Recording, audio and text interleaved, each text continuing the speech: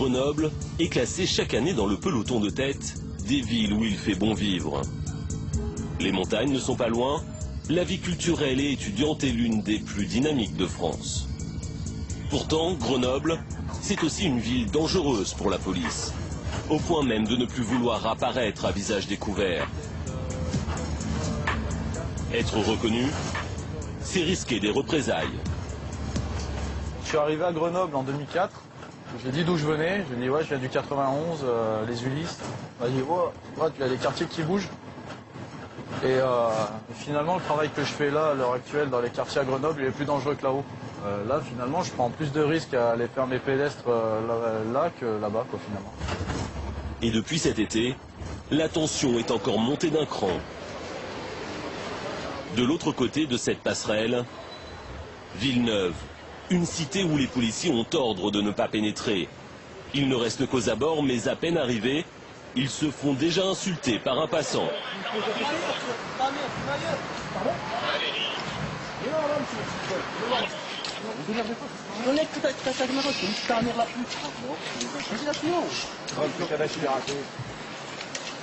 Vas-y, lâche-moi. Touchez-moi pas. Touchez-moi pas. Les policiers contrôlent l'individu. Ils restent sur leur garde. Ça peut s'enflammer n'importe quel moment. Oui, en fait, oui. Un simple contrôle d'identité. Un simple contrôle d'identité, ça se passe mal. Si par hasard il faut l'interpeller l'individu qui ne se laisse pas faire, avec les jeunes qui sont autour, peuvent se mêler à l'interpellation pour empêcher, essayer de mettre des coups gratuitement aussi, ça arrive, quoi. Et là, on n'est pas dans le quartier. À peine ont-ils franchi la frontière avec la cité qu'ils doivent déjà repartir. Leur travail aujourd'hui est devenu impossible. Notre mission de proximité, elle est plus possible. Avec les menaces qui pèsent sur les fonctionnaires de police, faire des patrouilles pédestres de proximité dans le quartier, ça serait suicidaire en fait. Donc du coup, on sécurise, mais la périphérie. Une situation absurde. Villeneuve est une cité interdite depuis ce fait divers sanglant. Nous sommes le 16 juillet. Cet homme de 27 ans, Karim Boudouda, braque le casino du Riage à une quinzaine de kilomètres de Grenoble. Avec un complice et lourdement armé, il menace les employés, tire en l'air et repart avec 50 000 euros. À sa sortie, il croise la BAC de Grenoble, la brigade anticriminalité. S'ensuit une course-poursuite. Karim Boudouda tire sur les policiers, il en blesse un au visage. Sa fuite prend fin à Villeneuve, son quartier. Karim Boudouda y a passé toute sa vie. Et c'est ici qu'il vient mourir, sous les fenêtres de sa mère et de sa femme. Après un dernier échange de tirs, il est abattu d'une balle dans la tête par les policiers. Cette vidéo a été filmée par un voisin peu après les échanges de tirs. Karim Boudouda gît sur le sol. Il porte encore une cagoule et un gilet pare-balles. Entre ses mains, une mitraillette et à côté de lui, un sac, son butin. Son corps serait resté plusieurs heures sur le sol, sous le regard des habitants.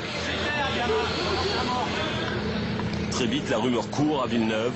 Karim Boudouda a été exécuté. Dans la cité, c'est le choc, l'incompréhension. Quand le jeune il est mort, la police fallait voir ce qu'il disait. J'ai vu un vrai chien, même un chien ils ne le feront pas comme ça. Il était allongé par terre, la police il lui parlait comme si c'était un chien. Vous l'avez vu ça?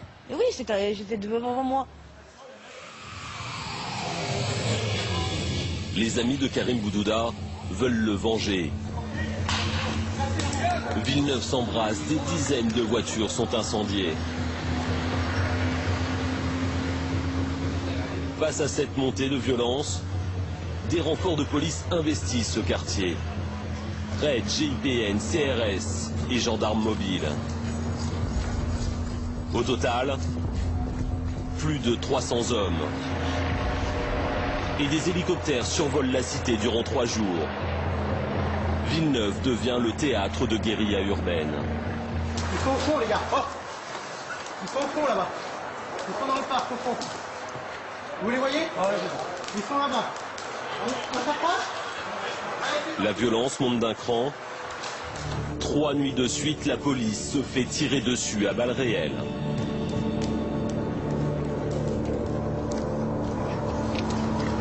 Arrivé en urgence, Brice Hortefeux, le ministre de l'Intérieur, expose devant les journalistes une voiture de la BAC, transpercée à 4 reprises.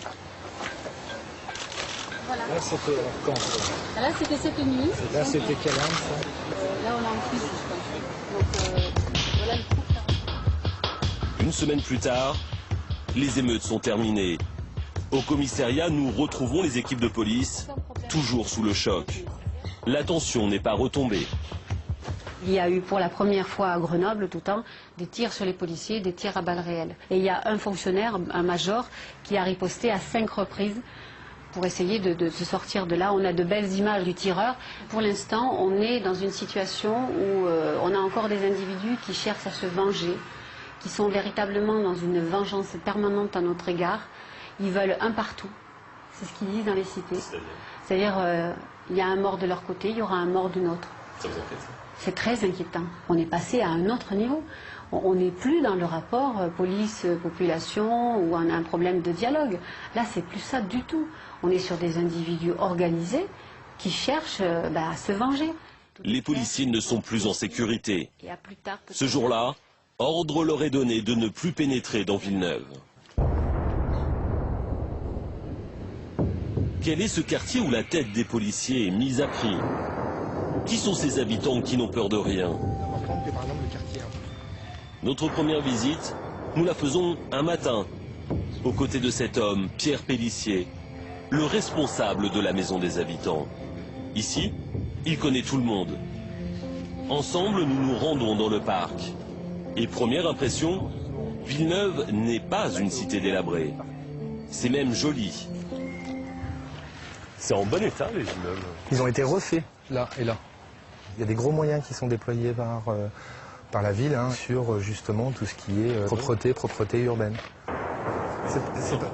Villeneuve, des terrains de foot, de basket en parfait état. Pas de carcasse de voiture, pas d'air de jeu à l'abandon. C'est entretenu et calme. Il y a 40 ans, c'était même la ville du futur. Autour d'un parc de 17 hectares, 6000 logements. Un bâtiment de plus d'1 kilomètre de long, le plus grand au monde. Intellectuels et ouvriers vivent ensemble. École, commerce, complexe sportif, en bas de chez eux. Pour les habitants de l'époque, Villeneuve, c'est la ville moderne, la ville idéale. Tout est bien inséré dans un tissu urbain dense. Les contacts entre locataires sont fréquents, amicaux, on peut dire normaux. Mais le rêve prend fin au milieu des années 90. Les classes moyennes quittent le quartier, les plus pauvres restent. Villeneuve devient un quartier sous tension, c'est même le titre de ce document interne du ministère de l'Intérieur. Le taux de chômage atteint près de 25% de la population active, près de 40% de la population d'origine étrangère. C'est le temps des premières violences, des premiers règlements de compte. Aujourd'hui, Pierre Pellissier, lui, veut surtout nous montrer les bons côtés de Villeneuve. De l'autre côté, tu vas voir la piscine. Il y a une piscine qui est juste là, la piscine Iris. T'as le collège qui est là. Mais rapidement, un habitant vient nous mettre en garde contre les jeunes du quartier. Nous le filmons avec une caméra discrète. Voilà. Faites pas ça, si vous ne voyez pas les gens, faites attention quand même. Ouais. Non, mais ils sont sur les bancs. C'est pas fini, moi je vous le dis. Ouais, je sais. Et là-bas, ils ont été menacés de mort, il a fallu qu'ils se taillent un peu, certains. Et moi, je suis un ancien du quartier, j'écoute les jeunes parler, je les connais par cœur, ils sont tendus, chez tendus. Où t'as vu que toi, qu'à 16-17 ans, tu étais sur la police? Ouais. J'ai jamais vu ça, moi. Tu vois, imagine mon bas là. Il paraît, ouais. Il paraît que ça fait... La discussion va tourner court avec l'arrivée d'un jeune du quartier. Comment tu vas, toi? Bien, toi? Bonjour. Les journalistes, là, c'est qui? Je m'en bats les couilles. Ils sont là juste pour parler du quartier. Mais non, c'est pas ça. Leur mère, comment? Vous êtes jamais là toute l'année, là, vous venez dès qu'il y a un problème. Non, c'est pas sur ça. De PD, on vous nique, vous, les Schmitt, on va tous vous brûler. Vous allez tous mourir. Non. On s'en bat les couilles. Écoute. Toi, tu les as ramenés, t'es un grand traître. Non. Déjà, t'es là, t'es un grand PD. Non. Je vais t'insulter tous les jours. Restez là. Attends, mais non, mais... Pas les couilles. Est-ce que pas les couilles, la vie du quartier, c'était maintenant qu'il fallait venir? Fallait me dire avant, quand les merdeux ils étaient là dans la mer, ils étaient là assis toute la journée, tous les jours. C'est clair. Et là maintenant vous vous plaignez? Bande de plaider, vous êtes tous crevés. La merde, faut vous ramener les merdeux. Les merdeux, c'est ainsi qu'on appelle les adolescents dans le quartier. Nous devons quitter le parc. L'ancien de la cité nous escorte jusqu'à la sortie de Villeneuve. Si j'aurais pas été là, ils vous sont à la gorge. Ah, c'est garanti. Je sais pas ce qu'imagine la violence comme elle est dans le quartier. C'est un truc de malade. Avec des petits trains d'assaut, des pieds à la Kishnikov, Ah oui, à ce point-là. Ah ouais, mais c'est eux, mais de toute façon, les dames dans les cités, c'est pas qu'il y a Villeneuve. Hein. C'est pour une cité, ça. Oh, les gars, faut vous réveiller. Non, mais on en parle beaucoup. Moi, je te confirme que oui. À côté la cocaïne, le chichon, la prostitution, il y a tout. Mais comment les habitants du quartier vivent-ils dans ce climat de tension? Nous avons beaucoup de mal à les rencontrer. Même les responsables associatifs ont peur de s'exprimer. Ce que je souhaite, c'est rencontrer des habitants comme vous et qu'ils acceptent de témoigner devant notre caméra pour nous parler de leur quotidien, nous parler de leur quartier. Je suis désolé, mais je ne veux pas le faire. Moi, j'ai peur de témoigner. J'ai déjà trop fait. Franchement, je suis découragé. Donc, je me suis fait agresser, mon fils s'est fait agresser. Je fais partie de ces gens ulcérés qui n'osent plus rien dire parce qu'ils ont peur. Je suis au bout des rouleaux, hein, je vous assure.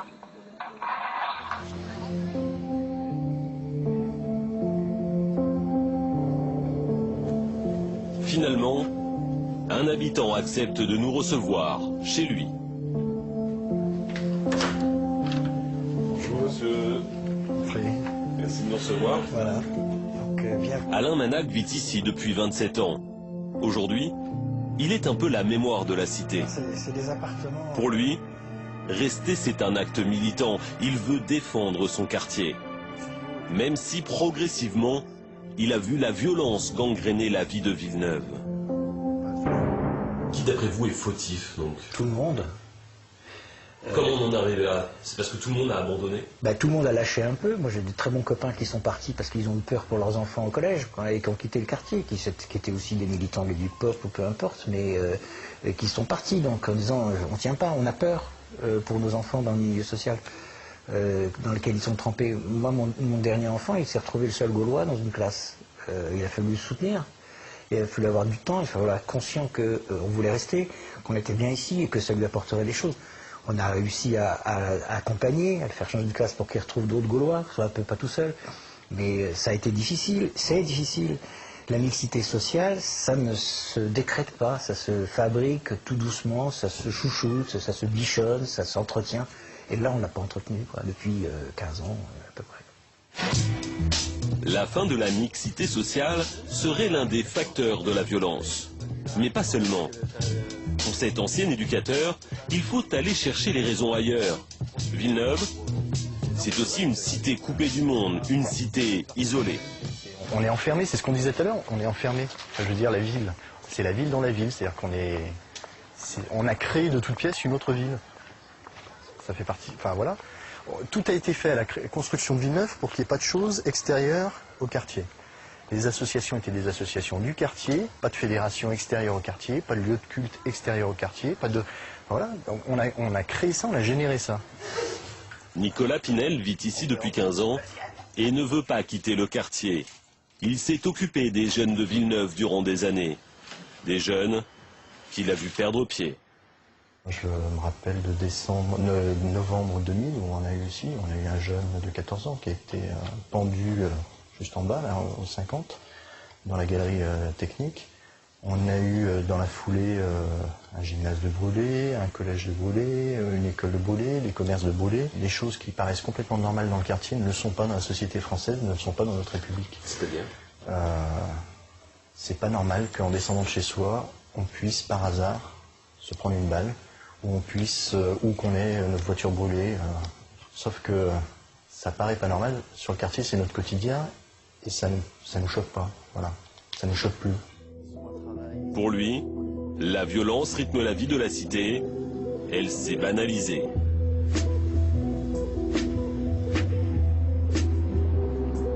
Qui sont ces jeunes habitants qui imposent leurs lois dans le quartier?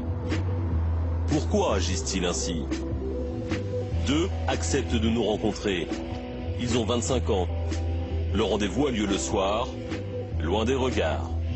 L'un d'entre eux avoue avoir fait de la prison pour braquage, comme beaucoup ici. Ça part déjà petit, à l'école on n'a rien. On a raté l'école. Ça veut dire on a raté l'école, c'est pas que de notre faute. Ça veut dire déjà l'école pour nous, déjà pour notre... on va dire dans ce quartier, comme je disais, c'est à peu près 99% des jeunes qui ont raté l'école. Il y en a 1 ou 2% au pire qui, on va dire, ils ont réussi l'école. Pourquoi vous avez raté l'école? Ben parce que, comme je dis, c'est pas parce qu'on n'était pas intelligent. C'est parce qu'on sait lire, on sait écrire. C'est parce qu'on a... C'est parce qu'on a, comme j'ai dit, on était entre nous dans les mêmes classes. Comme je dis, on nous a mis un collège au milieu du quartier. C'est tous les jeunes du quartier que quand ils jouent dehors ensemble, eh ben, ils vont dans les mêmes classes, déjà petits. Derrière ça, ben, nos profs ne nous ont pas poussés, on est trop jeunes. On ne sait pas que c'est notre avenir qu'un jeu. Maintenant, il y a une réalité, c'est que l'argent, c'est une ère de la guerre. Ça veut dire, nous, comme on ne voit pas notre avenir, parce qu'on n'a pas de boulot, on a rien. Déjà, même du ménage, on a du mal à en trouver. Du ménage. Du ménage, ça dit non. On pose notre CV, c'est non. Ça veut dire, derrière, ça résout qu'après, comme on n'a plus d'argent, ben, comme ils disent, l'économie souterraine, ou ça part dans faire des braquages. Mais le problème, c'est qu'on essaie de faire l'argent avec les moyens du bord. Et à la fin, derrière ça, ben, ça fait plus de violence. Seule perspective, selon eux, le trafic, les vols à main armée, et au final, la prison. Face à cette logique, tout dialogue est impossible. La police n'intervient que pour des actions coup de poing, comme ce matin-là. Il est 6 h, le RAID et le GIPN viennent en renfort de la police de Grenoble. Ils recherchent les complices présumés du braqueur du casino du Riage. 6 personnes sont interpellées pour braquage et tentative de meurtre sur les policiers. Ils seront tous relâchés le lendemain, faute de preuves. Une semaine plus tard, nous avons retrouvé ces jeunes garçons. Ils vont et viennent au pied de la cité. Ils sont à cran. Avant de commencer l'interview, ils vont même jusqu'à changer de chaussures pour ne pas être reconnus. Voilà, mets-toi pieds nus. Mais non, je t'appelle tête, je viens de te faire tête, je veux pas qu'ils me reconnaissent. Trouve tes chaussettes. Ils ont moins de 20 ans et déjà un casier judiciaire. Vous avez fait des braquages? Dans ma vie? Ouais. Pourquoi? Quand tu fais une connerie, c'est pas pour rien, c'est que tu cherches quelque chose au bout de la connerie. Tu te dis quand même que quand tu fais cette connerie, t'as un risque? Bah ouais, il y a un risque. C'est pas de mourir, tu te dis dans ta tête, c'est quoi, c'est la prison? Maintenant, on pense quoi au jour d'aujourd'hui? On va faire une connerie, 4 planches. Et l'autre va faire une connerie, 4 planches. C'est ça. Mais la discussion va tourner court. Un autre jeune du quartier arrive à scooter. Il veut savoir ce que nous faisons ici.